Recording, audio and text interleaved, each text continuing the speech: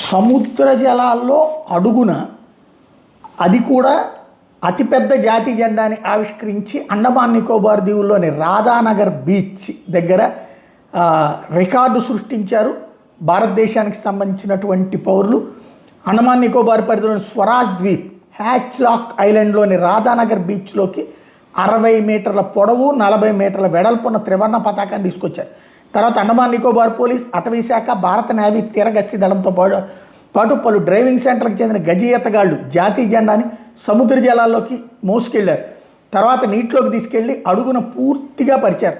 డ్రోన్ల నుంచి చూస్తే సముద్రం త్రివర్ణ పతాకం నీలి అలలకి రెపరెపలాడుతూ కనిపించి కనువిందు చేసి 200 మందికి పైగా డైవర్లు ఈ రికార్డు కార్యక్రమం పాల్గొన్నారు. వీళ్ళలో పాఠశాల విద్యార్థులు ఫతే జహాన్ సింగ్, లావణ్య ఇరా 15 ఏళ్ళు, జహాన్ సింగ్ 16 ఏళ్ళు, రన్ విజయ్ సింగ్ 14 ఏళ్ళు కూడా పాల్గొనడం అన్నటువంటిది అద్భుతమైనటువంటి దేశభక్తి. ఉదయం 10:35 గంటలకు రికార్డు నమోదైనట్టు గిన్నిస్ ప్రపంచ రికార్డు కూడా అధికారికంగా ధృవీకరించింది.